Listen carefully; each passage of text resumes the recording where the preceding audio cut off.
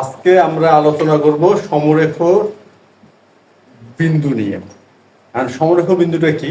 সমরেখ বিন্দুটা হচ্ছে একই সরলরেখা অবস্থিত এমন বিন্দু।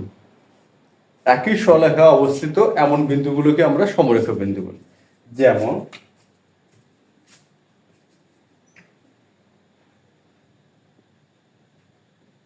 এখানে আমরা দেখলাম এ বি সি, এখানে কি তিনটা বিন্দু আছে এ বি সি।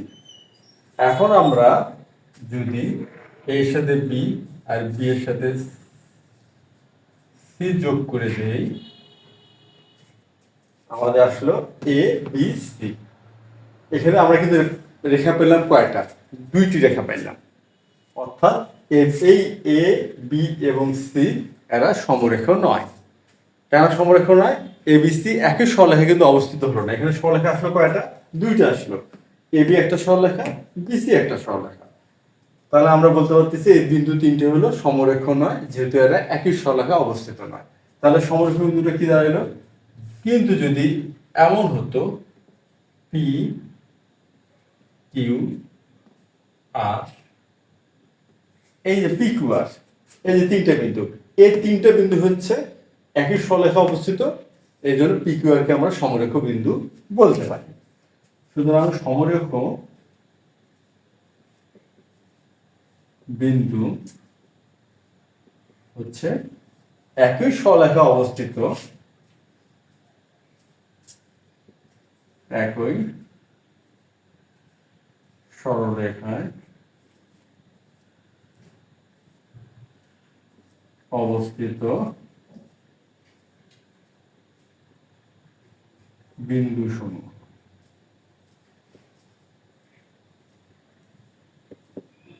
একই সরলরেখায় অবস্থিত বিন্দুসমূহ, অর্থাৎ যতগুলো বিন্দু হোক না কেন, ওই বিন্দুগুলো যদি একই সরলরেখায় অবস্থিত হয়, আমরা বিন্দুগুলোকে সমরেখ বিন্দু বলতে পারি। যেমন হচ্ছে পি কিউ আর, এই বিন্দু তিনটি সমরেখ, আর এ বি সি এই বিন্দু তিনটি সমরেখ নয়। এখন কথা হচ্ছে, আমরা তো সমরেখ বিন্দু বিষয়টা উদাহরণ সহ বা চিত্র সহ বিষয়টা বুঝলাম। এখন বিষয়টা হচ্ছে যে যদি আমাদের বলে তিনটি বিন্দু সমরেখ, এটা দেখাও বা প্রমাণ করো বা দেখাও যে, এটা যদি বলেন তাহলে আমরা এটা কিভাবে দেখাবো বা প্রমাণ করব বা গাণিতিকভাবে প্রতিষ্ঠিত করব যে বিন্দু তিনটি বা এক সমরেখ বিন্দু, তিনটা বিন্দু সমরেখ বিন্দু, এটা যদি প্রমাণ করতে দেয়। এখন আমরা চলে আসছি যে আমাদের আলোচনার মূল বিষয়, সমরেখ হওয়ার শর্ত। অর্থাৎ তিনটা বিন্দু কোন কোন শর্তে সমরেখ, বা কি কি শর্ত প্রয়োগ করলে তিনটা বিন্দুকে আমরা সমরেখ প্রয়োগ বা প্রমাণ করতে পারবো, আমরা এখন সেটা নিয়ে আলোচনা করব।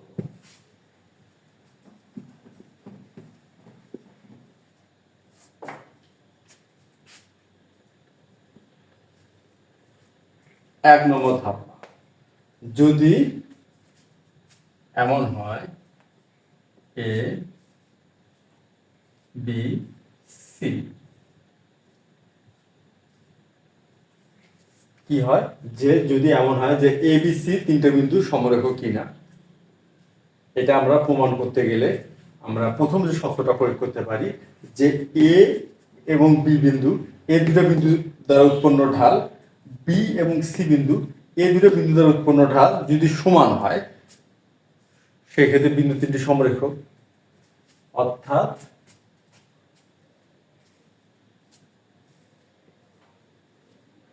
উৎপন্ন ঢাল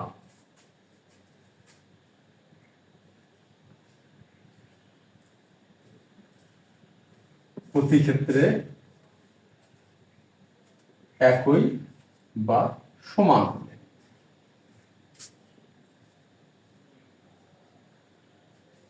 কি? উৎপন্ন ঢাল প্রতি ক্ষেত্রে একই বা সমান হবে। অর্থাৎ আমরা যদি চিত্রের সাথে কম্পেয়ার করি, অর্থাৎ এ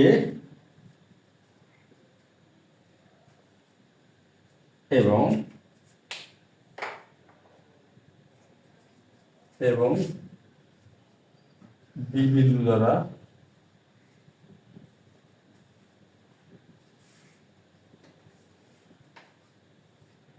উৎপন্ন ঢাল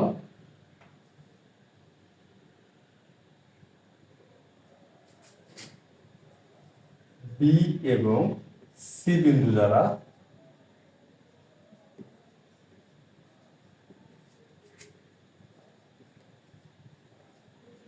উৎপন্ন ঢাল সমান হবে। অর্থাৎ আমরা যদি এ বিন্দু এবং বি বিন্দু, এই বিন্দু দুটি দ্বারা আমরা ঢাল নির্ণয় করি এবং বি বিন্দু এবং সি বিন্দু এই বিন্দু দুটি দ্বারা ঢাল নির্ণয় করি, আমরা দেখব এই ঢাল দ্বয় কি হবে, সমান হবে, একই বা সমান হবে। আর ঢাল একই বা সমান হলে কি হবে, এ বি সি বিন্দু তিনটি সমারেখা হবে। এটা হচ্ছে আমাদের প্রথম শর্ত, ঢাল সমান।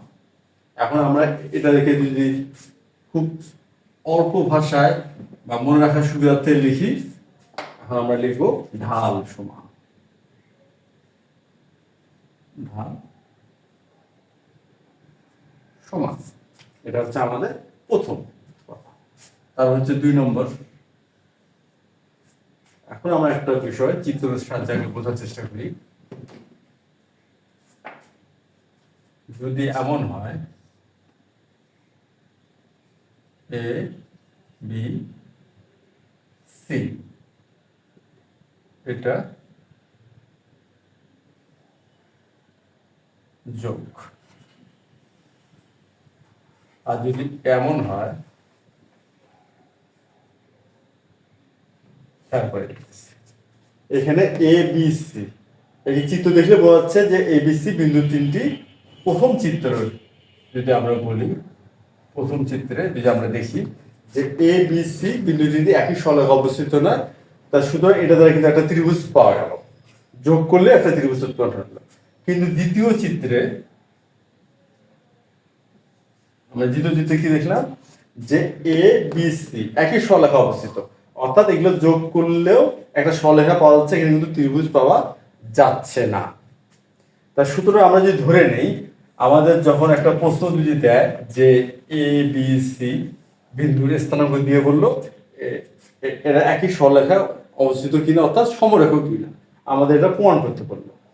তা আমরা ধরে নিচ্ছি যে এবিসি দিয়ে একটা ত্রিভুজ অঙ্কন করা যায়। আমরা ধরে নিলাম, মনে করলাম কি যে এবিসি বিন্দু তিনটি দ্বারা একটা ত্রিভুজ অঙ্কন করা যাবে।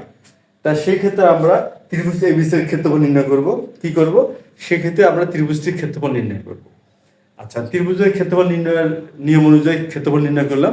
এখন ক্ষেত্রফল আমাদের যদি শূন্য আসে, অর্থাৎ ক্ষেত্রফল যদি শূন্য আসে, তাহলে আমরা ধরে নিব ওটা একটা রেখা। কেন, যেহেতু একটা রেখা, এটার কোনো ক্ষেত্রফল আসবে না, ক্ষেত্রফল হবে শূন্য। তাহলে এবিসি বিন্দুর স্থানাঙ্ক দিয়ে আমরা যদি ক্ষেত্রফল নির্ণয় করি এবং ক্ষেত্রফলের মান শূন্য হয়, সেক্ষেত্রে আমরা বলতে পারবো যে এবিসি দ্বারা কোনো ত্রিভুজ উৎপন্ন হয়নি, অর্থাৎ একই সলেখা অবস্থিত। আর যদি ক্ষেত্রফলে কোনো মান আসে, তাহলে আমরা বলবো এই বিন্দু তিনটি একই সলেখা অবস্থিত নয়, বলে এটার দ্বারা একটা ত্রিভুজ উৎপন্ন হয়েছে, এই জন্য আমরা একটা ক্ষেত্রফলের ধনাত্মক কোনো মান পাইছি। তাহলে এটা হলো 2 নম্বর শর্ত, হচ্ছে ক্ষেত্রফল আমরা যদি সংক্ষেপে লিখি, ক্ষেত্রফল শূন্য হবে। 1 নম্বর সূত্রটা কি দাঁড়ালো, ঢাল সমান। 2 নম্বর সূত্রটা কি দাঁড়ালো, ক্ষেত্রফল শূন্য। এটা হচ্ছে 2 নম্বর সূত্র। আর 3 নম্বর,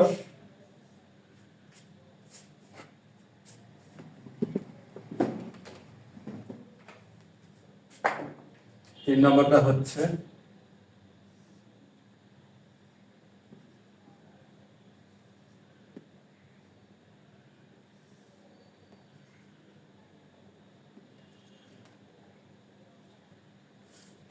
এটা হলো দূরত্বের ধারণা।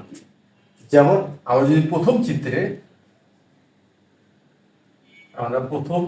যদি করি যে এ বি যোগ বিসি, এখন দেখি আমরা এসিটা তারপর যোগ করলাম।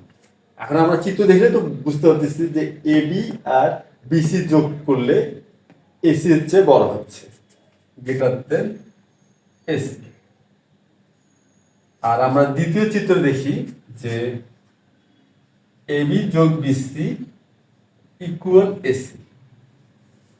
খেয়াল করে আমরা আবার প্রথম চিত্রটা দেখি। প্রথম চিত্রে কি ঘটনা ঘটতেছে, এবি আর বিসি যোগ করলে এসি এর চেয়ে বড় হয়। আর দ্বিতীয় চিত্র দেখতেছি এবি আর বিসি যোগ করলে এসি এর সমান। যেখানে আমরা এবি এবং বিসি যোগ করলে এসি এর সমান পাবো, সেই ক্ষেত্রে এটা হবে একটা সরলরেখা। আর যেখানে আমরা এবি আর বিসি যোগ করলে এসি এর চেয়ে বড় পাবো, সেক্ষেত্রে একই সরলরেখা অবস্থিত নয়। তাহলে আমরা কি বলতে পারি, দূরত্বের ধারণা ব্যবহার করি। দূরত্বের ধারণা আমরা যদি এটা সংক্ষেপে এখন লিখি, তাহলে আমরা লিখব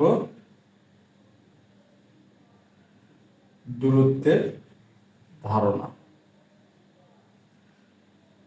দ্বারা। আমাদের এখানে দূরত্বের ধারণাটা ব্যবহার করলে আমরা বুঝে যাব যে বিন্দু তিনটি একই সরলরেখা অবস্থিত নয় কিনা, অর্থাৎ সমরেখ কিনা। আমরা কি কি দেখলাম, ঢাল সমান, ক্ষেত্রফল শূন্য হবে, আর দূরত্বের ধারণা ব্যবহার করেও পাওয়া যেতে পারে। এই যে চিত্র দুটো কনসেপ্ট, যে এই দূরত্ব দুটোর যোগফল এই দূরত্বের চেয়ে বড়, আর এখানে দূরত্ব দুটোর যোগফল এই দূরত্বের সমান, তাহলে এই ক্ষেত্রে সরলরেখা হবে। এখন কথা হচ্ছে, আমরা নিশ্চিতভাবে কি কি জানবো যে এই বি বিন্দুটা এসি এর মধ্যবর্তীতেই থাকবে, এটা বাইরেও থাকতে পারে। সাপোজ এই ক্ষেত্রে যদি এভাবে থাকে, বিটা এখানে থাকে, সেক্ষেত্রে ব্যাপারটা কি দাঁড়াচ্ছে, সেক্ষেত্রে দাঁড়াচ্ছে আমরা যদি এবি, এটা হলো এবি আর এটা হচ্ছে বিসি, অর্থাৎ আমরা যদি বিসি থেকে এবি বিয়োগ করি তাহলে এসি আসবে। তাহলে সেক্ষেত্রে আমরা ধারণাটা এভাবে রাখতে পারি, বিসি বিয়োগ এবি সমান সমান এসি। তাহলে ব্যাপারটা কি দাঁড়ালো, একবার ধারণাটা দাঁড় হচ্ছে বিসি যোগ এবি সমান সমান এসি, আর এবার আসতেছে বিসি বিয়োগ এবি সমান সমান এসি যদি বিটা এসি এর বাইরে থাকে। এই দুটো ধারণা যদি আমরা একসাথে একত্রিত করি, তাহলে আমরা লিখতে পারবো এই হবে বিসি প্লাস মাইনাস এবি সমান সমান এসি। এটা হচ্ছে দূরত্বের ধারণা। এই হচ্ছে আমাদের তিনটা সত্য। এরপরে যে সত্যটা আমরা পাবো সেটা হচ্ছে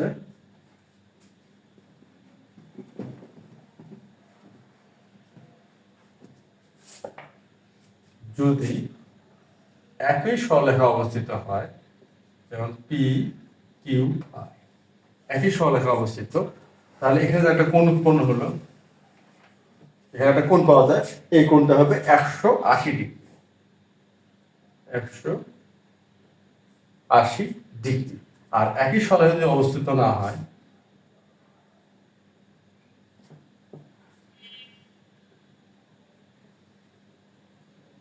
পি কিউ আর, তাহলে উৎপন্ন এই কোণটা কখনোই 180 ডিগ্রি হবে না।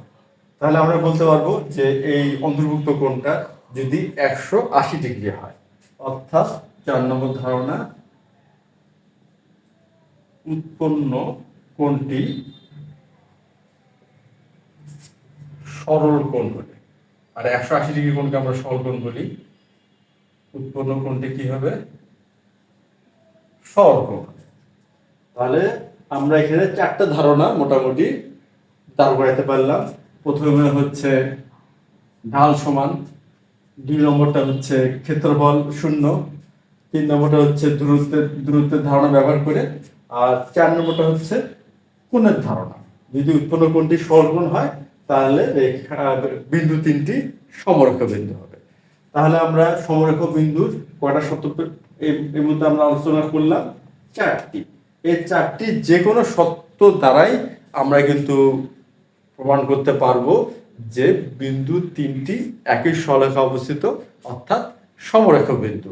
তো আমাদের যদি কখনো এটা আসে যে বিন্দুটা সমরেখ কিনা, আমরা সেই যে আমাদের যে তথ্যগুলো থাকবে আমাদের হাতে, সে তথ্য বা উপাত্তের ভিত্তিতে আমরা এই যে 4টা সত্যের যে কোনো একটি ব্যবহার করে আমরা খুব সহজে প্রমাণ করতে পারবো বিন্দু ত্রয় বা বিন্দু 3টি সমরেখ বিন্দু কিনা, অর্থাৎ একই সলেখে অবস্থিত কিনা। তো আজ এ পর্যন্তই। ধন্যবাদ তোমাদের সবাইকে।